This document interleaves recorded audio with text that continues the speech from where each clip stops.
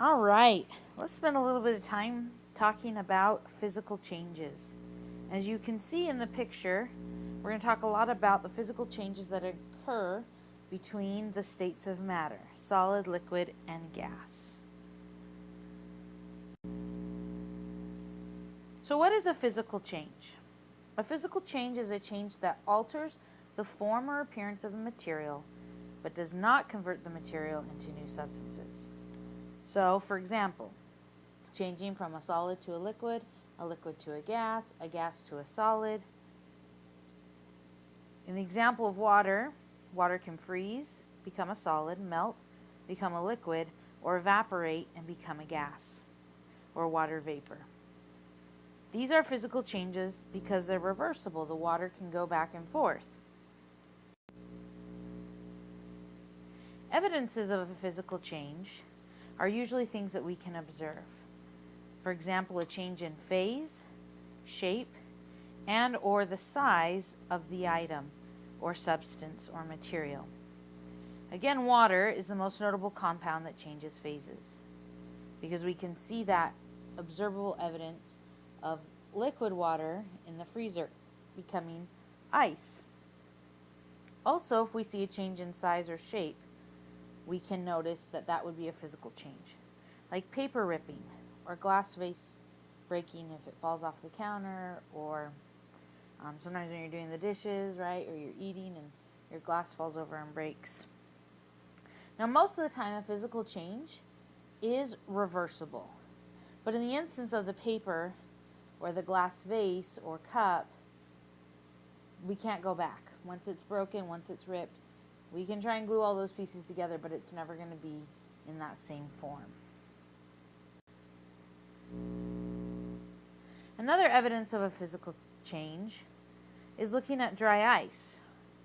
Dry ice is solid carbon dioxide, or CO2, which when added to soda in the soda making process, all the sugars and liquids and other ingredients that make the flavoring of the soda, it's placed in under pressure, and then that's why your soda is carbonated or it bubbles, because of that CO2 gas that's been compressed from dry ice in the solid form into the gaseous form.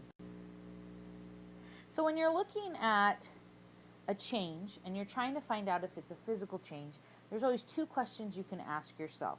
And it really helps me to make sure I'm not confused, because later on we're going to add in chemical changes, and then you have to be able to distinguish, is it a physical change or is it a chemical change?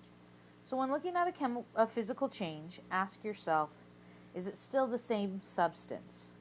Or is it still blank? Is it still water? Is it still a popsicle? Is it still paper? Is it still wood? Okay, or is it still the same substance? In this case, the substance or composition is always going to stay the same.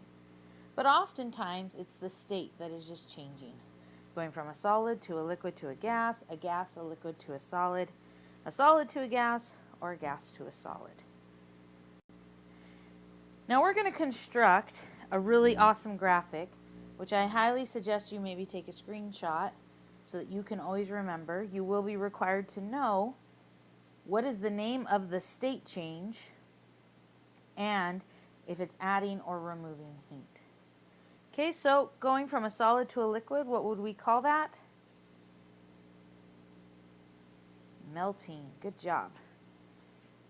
And to go from a liquid to a gas, that's vaporization. Okay, only in the case of water is it evaporation. But any other liquid, it's going to vaporize into a gas.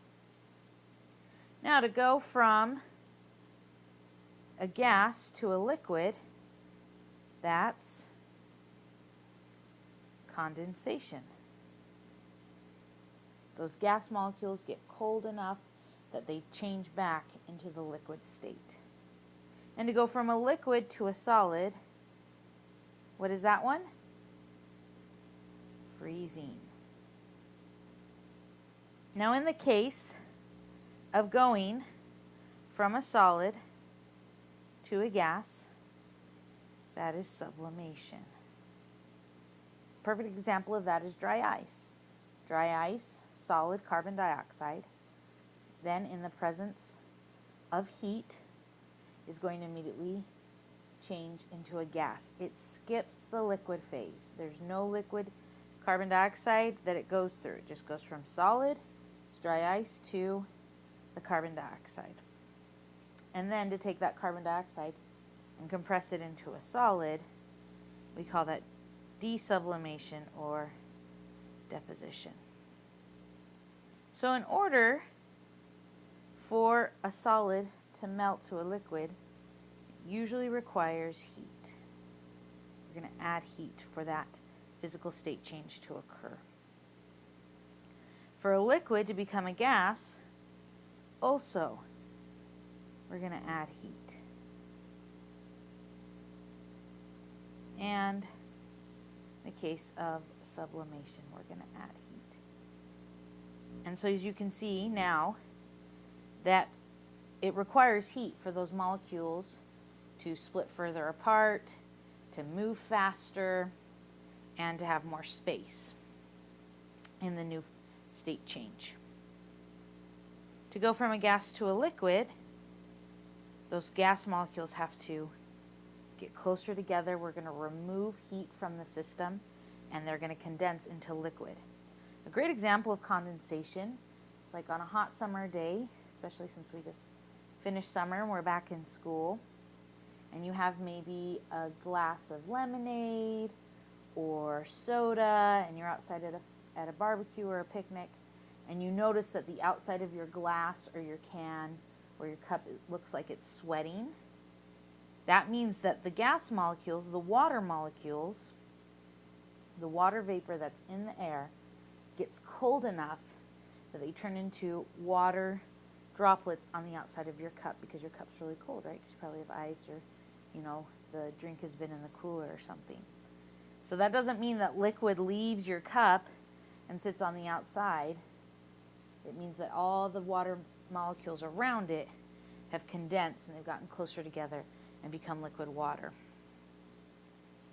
Also, to be able to go from a liquid to a solid, to freeze, you need to remove heat, like putting things in the freezer. And again, it takes a tremendous amount of cold temperatures and heat loss for a gas to skip the liquid phase and go straight to a solid. Like in the state of, in the case of dry ice. Another great example of that is sometimes it's like getting to be fall into winter, and sometimes winter we might have a warm day, and so a lot of the snow melts and then evaporates, and then we hit a cold front and it gets super cold in the night and the temperatures drop. Often what happens is those water molecules in the gas phase, water vapor in the air, will skip the liquid phase and immediately become solid ice, like on a windshield or on grass. Okay, it won't go to liquid droplets and then freeze. It'll get so cold fast enough that water vapor just condenses super, super, super fast, and it desublimates or deposits onto a surface like a windshield. Now, as you're filling out your video guide, you're going to take some time to make sure that you have all your information and you filled out this chart on your own, so you have a copy of it. And you're also going to give 5 examples of physical state changes from what you've learned and remembered in this presentation, and you'll add that into your video guide. Thanks, guys. Have a great day.